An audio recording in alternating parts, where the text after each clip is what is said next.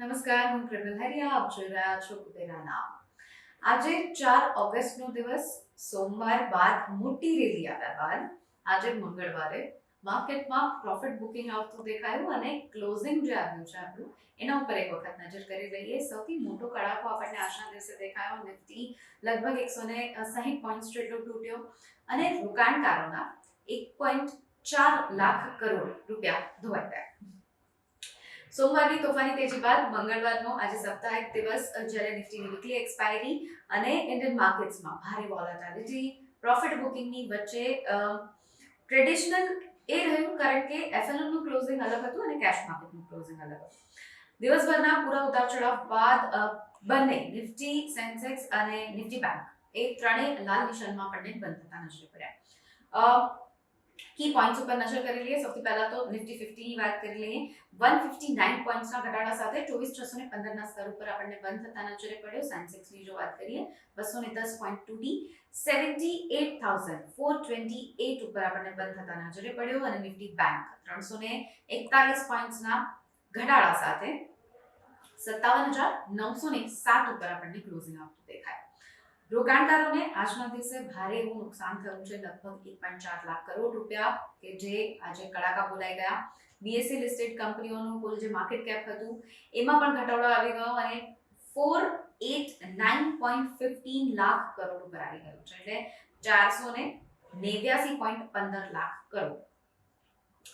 દિવસ દરમિયાન માર્કેટની જે હલચલ છે એના ઉપર નજર કરી દઈએ. એક ઇન્ટ્રાડે મૂવમેન્ટ ઉપર નિફ્ટીની જો વાત કરીએ તો શરૂઆતી કારોબાર જ્યારે નિફ્ટી ખુલ્યું ત્યારે ઇન્ટ્રાડે હાઈ ઉપર હતું અને ત્યારબાદ કમ્પ્લીટલી કન્સોલિડેશનમાં નિફ્ટી અને ક્લોઝિંગ આપણને જ્યારે આવ્યું વચ્ચે નિફ્ટીએ એક લો બનાવ્યો 24,428 નો અને એ લો બાદ આપણને નિફ્ટી જ્યારે ક્લોઝ થયું ત્યારે પણ આપણને 150 થી 160 પોઈન્ટ ના ઘટાડા સાથે આપણને ક્લોઝિંગ આવતું દેખાયું ઇન્ટ્રાડે હાઈ પરથી.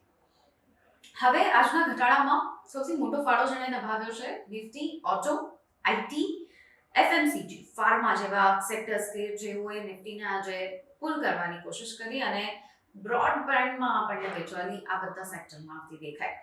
માત્ર મીડિયા અને મેટલ સેક્ટર્સ એવા હતા કે જ્યાં આપણને પોઝિટિવ કારોબાર આજના દિવસે દેખાયો. ટોપ ગેનર્સ ને ટોપ લૂઝર્સ ઉપર એક ફટફટ નજર કરી લઈએ.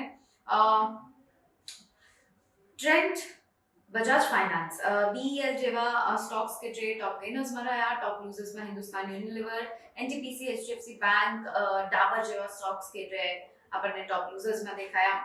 ફ્યુચર અને કરન્સી માર્કેટ ઉપર પણ એક વખત નજર કરી લઈએ. નિફ્ટી ફ્યુચર્સ 98 પોઈન્ટ્સ એટલે લગભગ 100 પોઈન્ટ્સની આસપાસ ઘટાડા સાથે 24,552 ઉપર ક્લોઝિંગ આવ્યું અને સેન્સેક્સ ફ્યુચરની જો વાત કરીએ તો અહીંયા પણ 78,645 ઉપર આપણને ક્લોઝિંગ આવ્યું.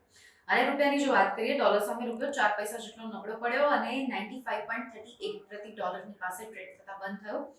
એટલે ક્લિયરલી આ બધા ફેક્ટર્સ હતા કે જ્યાં આપણને આજે વેચવાલી આવતી દેખાઈ અને આ બધા ફેક્ટર્સને કારણે માર્કેટમાં આ પરિસ્થિતિ આજના દિવસે દેખાઈ. સૌથી ફટાફટથી એફઆઈઝ અને ડીઆઈઝ ના નંબર જોઈ લઈએ.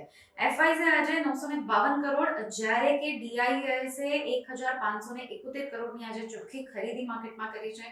હવે આવતીકાલનું માર્કેટ કઈ રીતનું રહેશે એના ઉપર પણ આપણી નજર રહેશે અને એના જ માટે આપ કુબેરા નાવને ફોલો કરવાનું ના ભૂલો અને જોવાનું ના ભૂલો. નમસ્કાર.